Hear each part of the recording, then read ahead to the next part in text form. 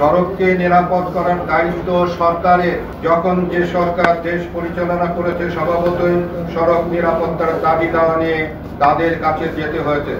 তার মানে এই নয় যে আমি বা আমার সংগঠন সেই সরকারের অংশ। সভা সেমিনার সঙ্গে থেকেছে একটি র্যালি। এবার শুনছি যে তারা র্যালিটি করবে না যানজটের দোহাই দিয়ে। আমি জানি না তাদের মাথায় কে এই জিনিসটি ঢোকালো, তবে তারা যদি নাও করে আমরা কিন্তু এই র্যালি অবশ্যই শহরে আমরা করবো ইনশাআল্লাহ। সড়ককে নিরাপদ করার দায়িত্ব সরকারের। আমরা হলাম স্টেক হোল্ডার।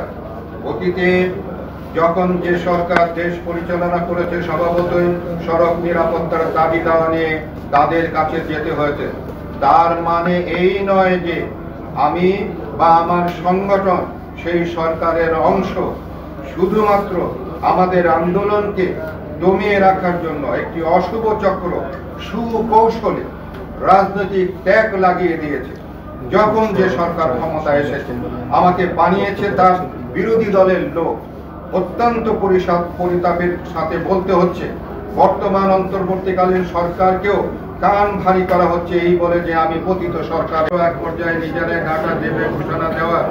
আমরা 2023 সাল থেকে সংবাদ সম্মেলনের মাধ্যমে রোড ক্র্যাশ ডাটা আর প্রকাশ করব না বলে আনুষ্ঠানিক ঘোষণা প্রদান করি।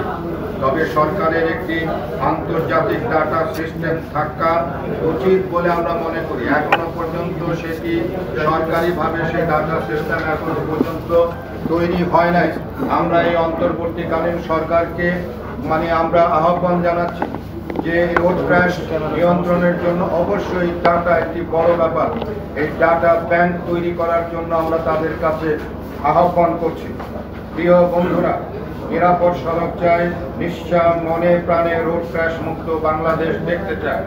এ লক্ষ্যে দেশের ভেতরে ও বিদেশে আমাদের 120টি শাখা সারা বছর ব্যাপী নিরলস কাজ করে যাচ্ছে।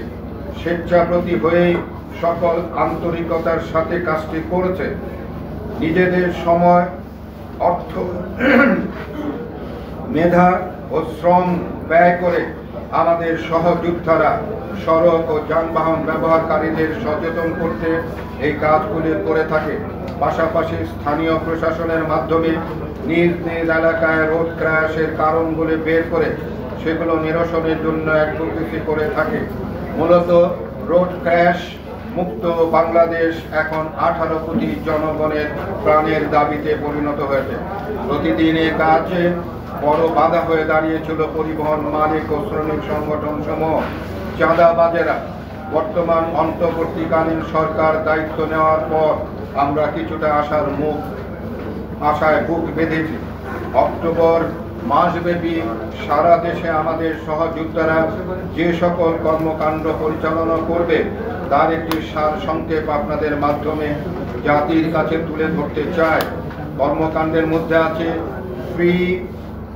ফ্রি হেলমেট বিতরণ, সড়কে যানবাহনের চলাচলের জন্য করণীয় শীর্ষক সচেতনতামূলক লিফলেট বিতরণ, আমাদের ভবিষ্যৎ প্রজন্মকে সড়ক ব্যবহারে সচেতন করতে শিক্ষার্থী সমাবেশ, যারা স্বেচ্ছাশ্রম দিতে চায় এমন সড়ক যোদ্ধাদের মাঝে সেফটি জ্যাকেট বিতরণ, মোটর শ্রমিকদের মাঝে সেফটি জ্যাকেট বিতরণ, রাস্তায় যানবাহন চলাচলে এবং পথচারী পারাপারে স্পিড ব্রেকার, জেব্রা ক্রসিং ও রংকরণ, যানবাহন নিরসনের ট্রাফিক ক্যাম্পেইন, সড়ক নিরাপত্তা ইস্যুতে সংবাদ সম্মেলন, শিক্ষার্থীদের মাঝে শিক্ষা উপকরণ প্রদান, সড়ক নিরাপত্তা সংক্রান্ত শিক্ষার্থী প্রশিক্ষণ কর্মশালা, শিক্ষক প্রশিক্ষণ কর্মশালা, অভিভাবক সমাবেশ, মা সমাবেশ, চালক প্রশিক্ষণ কর্মশালা, গোল টেবিল বৈঠক, র্যালি ও সমাবেশ,